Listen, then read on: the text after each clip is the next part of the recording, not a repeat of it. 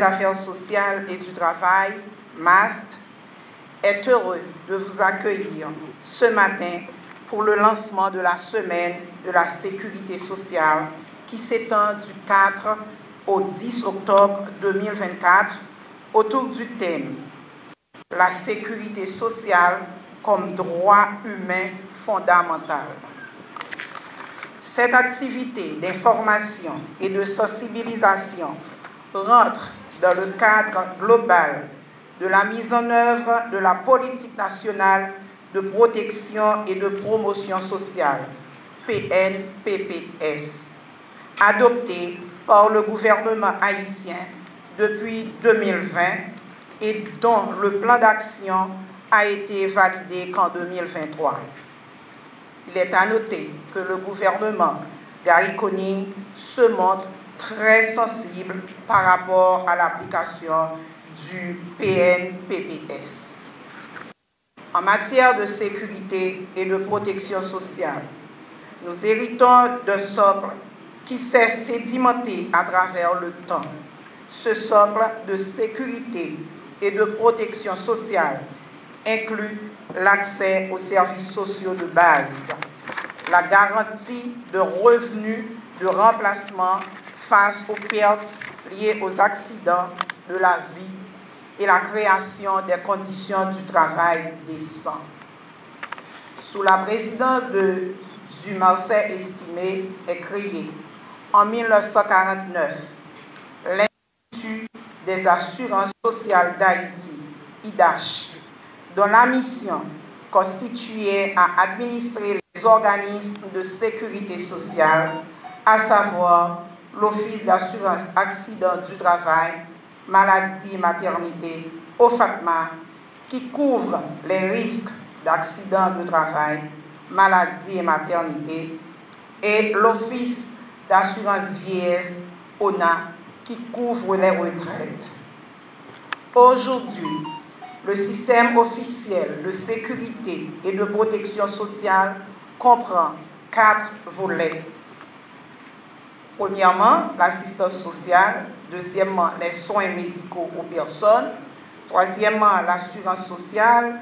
Et quatrièmement, la régulation du marché du travail. Chaque volet piloté par un organisme spécialisé de l'État, mais qui sous tutelle ministère Affaires sociales et du travail. Ceci sur la base d'un double régime contributif, avait dit des gens qui contribuaient, Nabjouen Kassa, c'est ONA et OFAPMA, et on l'autre pilier qui pas contribué, c'est CAS, EPPLS, IBERS, ONM et BCF. Dans le cadre du régime contributif, la sécurité sociale permet la fourniture d'un ensemble de prestations ou services financés majoritairement par des cotisations tant des employés que des employeurs. Elle repose sur le principe du partage des risques entre tous les membres de la société. Chacun contribue selon ses moyens et reçoit des prestations en fonction de ses besoins. Cette mutualisation des ressources permet de protéger les individus contre les aléas de la vie, contre la maladie, contre le chômage ou la vieillesse. Dans le cas du régime non contributif, l'État fournit des prestations et des services aux bénéficiaires à partir des ressources allouées par le budget national. La cohésion sociale fonde cette approche qui vise à réduire les inégalités en assurant un minimum de protection à toutes les citoyennes et à tous les citoyens. Ce système incarne les principes de justice sociale et d'égalité et se base aussi sur la solidarité, la responsabilité collective et le soutien intergénérationnel en prévenant la pauvreté et l'exclusion sociale. En contribuant à un tel système de sécurité sociale, les individus participent à la protection de toutes et de tous. Au-delà, il est important de souligner que toute personne a droit à la sécurité et à la protection sociale. C'est un droit inaliénable pour tous les êtres humains. De plus, la sécurité et la protection sociale relèvent aussi d'un investissement socio-économique sûr.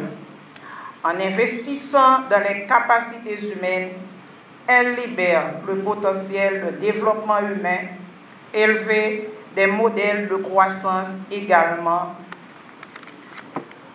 Enfin, je dois vous dire qu'il est venu le temps pour tous les organismes de sécurité et de protection sociale de s'aligner sur les objectifs du développement durable.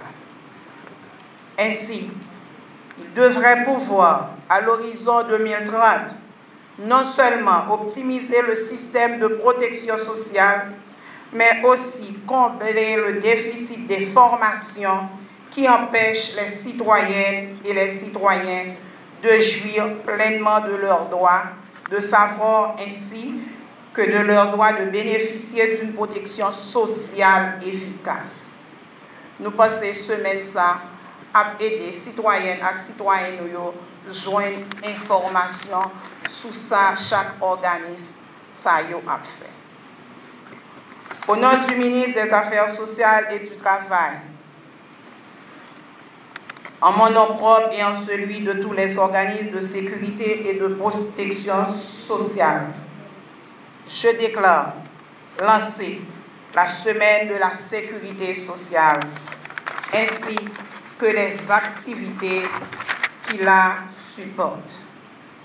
Madame Lovely Stanley Numa, porte-parole du ministre des Affaires sociales et du Travail, en l'occurrence M.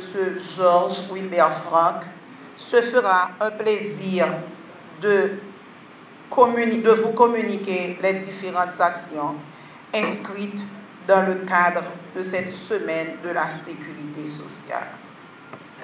Je tiens à remercier le Conseil présidentiel de transition, CPT, le gouvernement CONIE, qui supporte cette activité, cette semaine de riches activités en vue de travailler sur le renforcement de sécurité sociale en Haïti.